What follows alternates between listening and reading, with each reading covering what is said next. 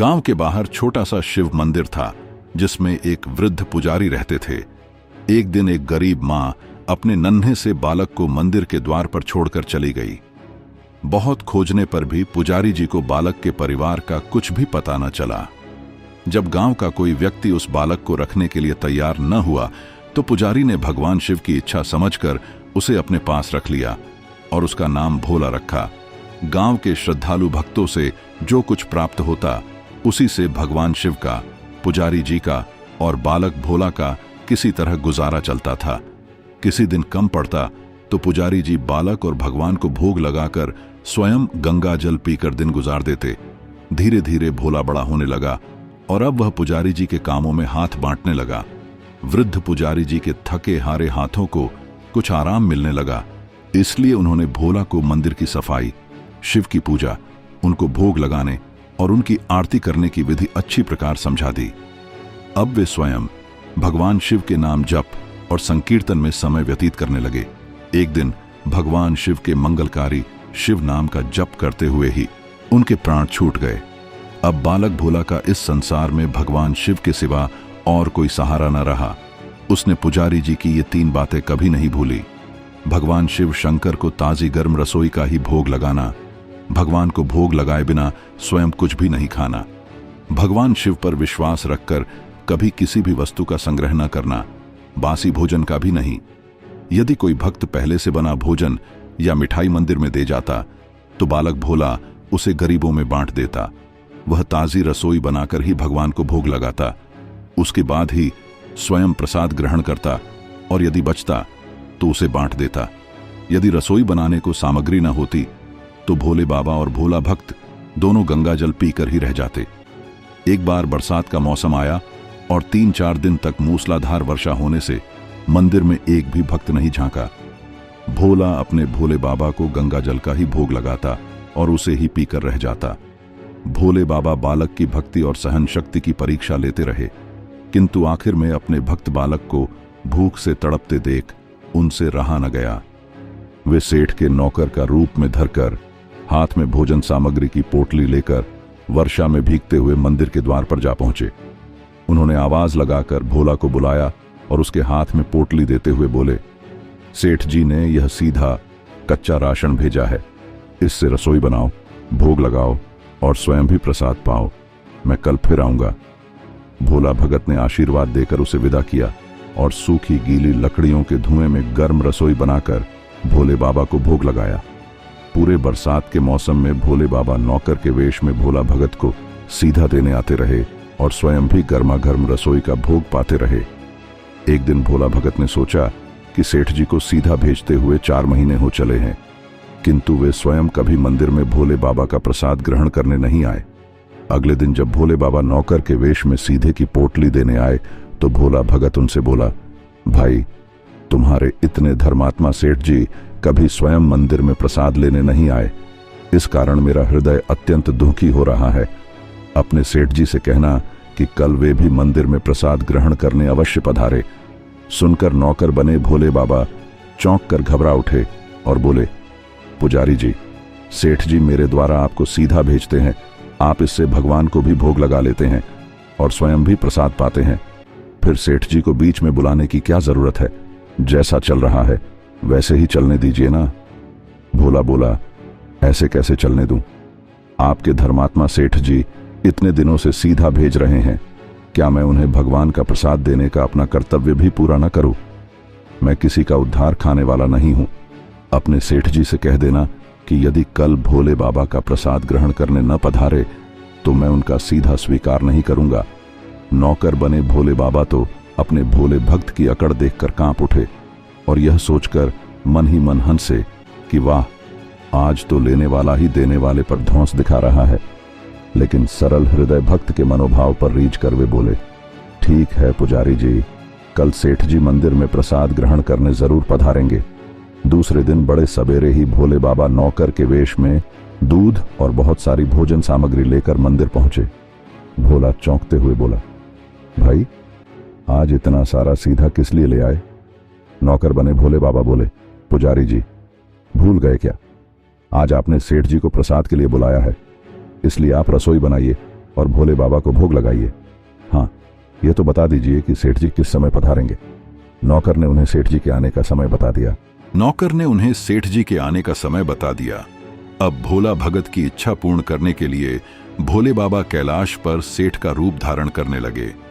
इधर अपने स्वामी को एक प्यारे भक्त के यहां जाने का समाचार सुनकर ममतामयी अन्नपूर्णा मां पार्वती भी भला कैसे पीछे रहती। वे भी पति की आज्ञा लेकर सेठानी का रूप धारण करने में जुट गई। भोले बाबा ने अपने गले से मुंडों की माला उतार दी, शरीर पर लगी भस्म, कमर पर पहना हुआ बाघांबर और बाहों और कानों में पहने सांपों के हार उतार कर रख दिए। उन्होंने एक मखमल का सुंदर कुर्ता धारण कर लिया, अपनी जटाएं सीधी कर गंगा और चंद्रमा को उसमें छिपा लिया और ऊपर से एक सुंदर रंग बिरंगी पगड़ी पहन ली। सदैव नंगे पैर विचरण करने वाले शिवजी ने आज अपने पैरों में रेशमी जूतियां धारण कर ली। हाथ का त्रिशूल और डमरू भोले बाबा ने नंदी के हाथ में थमा दिया और अपने हाथ में एक सुंदर छड़ी लेकर पार्वती जी के तैयार होने की प्रतीक्षा करते हुए कैलाश पर चहलकदमी करने लगे।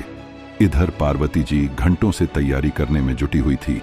उन्होंने आज अपने पतिदेव के नगर में बनी सुंदर बनारसी साड़ी निकालकर पहनी, जिसका रंग सेठ बने शिवजी के कुर्ते से मैच कर रहा था। उन्होंने जगमगाते हुए आभूषण धारण कर लिए, पैरों में सुंदर चप्पल पहन ली। भोले बाबा के बार बार आवाज लगाने के बाद श्रृंगार कक्ष से बाहर निकलकर आई। जब पार्वती जी और शिवजी ने एक दूसरे को सेठ सेठानी के वेश में देखा तो वे चकित होकर एक दूसरे को देखते रह गए। दोनों एक दूसरे को देख देखकर निहाल हुए जा रहे थे। इससे पहले उन्होंने कभी एक दूसरे का ऐसा सुंदर रूप नहीं देखा था। जब भगवान गौरी शंकर सेठानी सेठ का रूप धरकर कैलाश से अपने भक्त के यहाँ निमंत्रण पर गए तो गणेश, कार्तिकेय, नंदी, अर्षि मुनि, देवता, देवांगनाएं भी उन्हें देखकर देखते रह गए। सेठ बने शिवजी अपने हाथ में ली हुई छड़ी को अदा से घुमाते हुए पृथ्वी पर टेकते हुए चल रहे थे और उनके पीछे पीछे पायलों से छन छन की मधुर ध्वनि करती हुई मां पार्वती सेठानी बनी हुई चल रही थी। इधर भोला भगत आज सुबह से ही सेठ जी के स्वागत में ढेरों पकवान बनाने में जुटा हुआ था। अपने भोले बाबा का भोग तो वह रोज बना लेता था, किंतु आज उसे कई महीने से भगवान को भोग लगाने के लिए सीधा भेजने वाले सेठ जी को भगवत प्रसाद देना था। अतः आज उसने अपनी सारी पाक कला झोंक दी थी। उसने सेठ जी द्वारा भेजे हुए चावल धोकर खीर बनाई, उसे धीमी आंच पर पकाकर गाढ़ा किया और उसमें सेठ जी के द्वारा भेजे हुए पिस्ते, बादाम, केसर, किशमिश डाले, मिर्च और अदरक को कूटकर उसे बाजरा, बेसन और गेहूं के आटे में भर भर कर मोटे मोटे मिस्से टिक्कड़ बनाए रसोई बनाकर भोला भगत पुनः स्नान करने चला गया, ताकि स्वच्छ वस्त्र पहनकर भोले बाबा को भोग लगा सके और सेठ जी को उनका प्रसाद ग्रहण करवा सके। जब भोला भगत स्नान करके लौटा तो देखा सेठ जी प्रसाद ग्रहण करने के लिए स्वयं तो आए ही हैं, संग में अपनी सेठानी जी को भी ले आए हैं। भोला ने झट दोनों से राम राम की, उन्हें आसन देकर बैठाया और बोला, मैं अभी भगवान को भोग लगाकर आता हूं, फिर आपको प्रसाद परोसूंगा। भावना के भूखे भोले बाबा से भूख सहन नहीं हो पा रही थी, इसलिए वे बोले, पुजारी जी भगवान को जल्दी से भोग लगाइए, मुझसे भूख सहन नहीं होती। भोला भगत बोला, सेठ जी भूख तो मुझे भी बड़े जोर से लग रही है, किंतु मैं अपनी भूख के कारण भगवान को भोग लगाना नहीं भूलता। यदि दुनिया के सारे लोग इसी तरह अपनी भूख के लिए भगवान को भोग लगाना भूल जाएं, तो भगवान तो भूखों मर जाएंगे। सेठ जी बने। भोले बाबा एक पत्तल उठाते हुए बोले, पुजारी जी आप भोग लगाइए, इधर मैं पत्तल परोस लेता हूं, मुझसे भूख सहन नहीं हो पा रही है। भोला भगत सेठ जी बने भोले बाबा को डांटते हुए बोला, सेठ जी भगवान के काम में न जल्दीबाजी चलती है और न कंजूसी। मैं जब तक भगवान को भोग नहीं लगा लेता, आप रसोई के पास भी नहीं फटक सकते। चुपचाप इधर बैठ जाइए और एयूएम नमः शिवाय जपते रहिए। मैं अभी आता हूं और आपको पेट भर भोजन कराता हूं। सेठ बने शिवजी डांट खाकर चुपचाप अपने आसन पर जा बैठे। सेठानी बनी पार्वती उनकी यह दशा देख बड़ी मुश्किल से अपनी हंसी रोक पाई, लेकिन जैसे ही भोला भगत पत्तल में सामग्री लेकर भगवान को भोग लगाने मंदिर में गया, शिवजी पार्वती जी को मौन रहने का संकेत करते हुए चुपके से पैर रखते हुए रसोई में पहुंच गए और उन्होंने एक एक व्यंजन उठाकर छकना शुरू कर दिया।